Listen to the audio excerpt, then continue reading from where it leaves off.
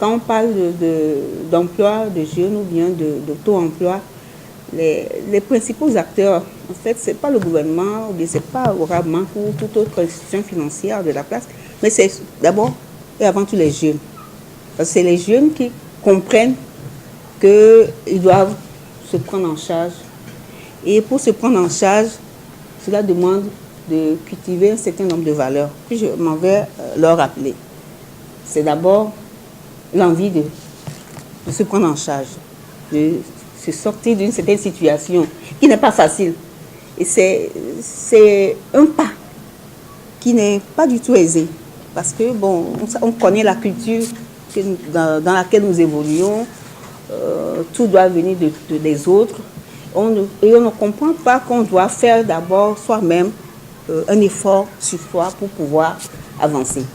Et donc, quand les jeunes montrent cette envie de sortir de cette situation, je me dis que c'est une action à saluer, à féliciter.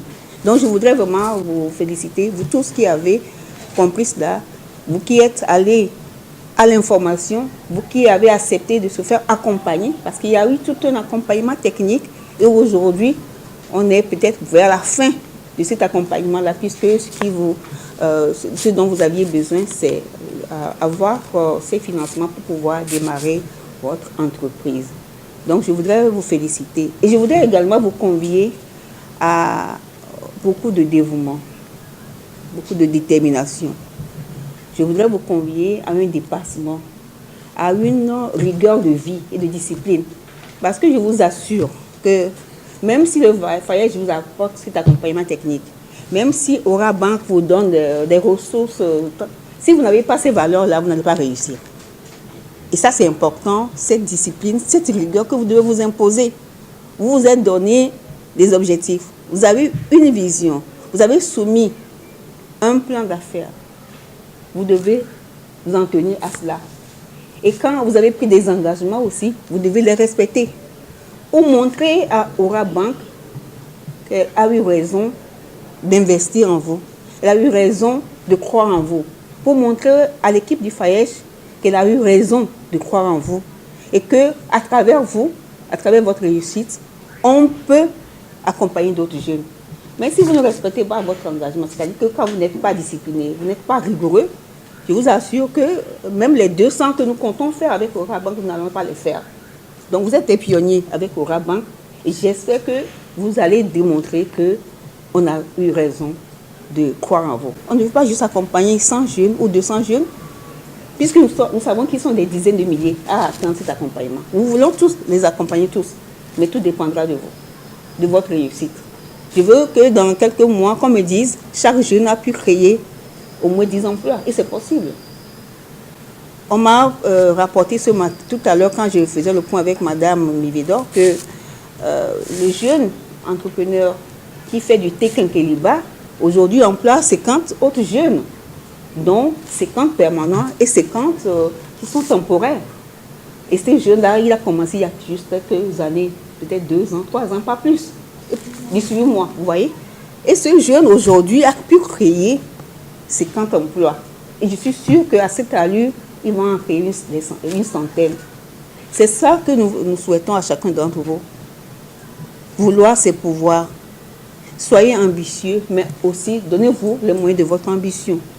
Je sais que ce n'est pas facile d'entreprendre, mais je sais aussi qu'on peut réussir quand on entreprend. Et je sais que ce n'est pas le DG de Orabank qui va me démentir. Ils ne sont pas habitués à traiter de vos dossiers. Ils sont habitués plutôt à traiter des dossiers de milliards, de centaines de millions.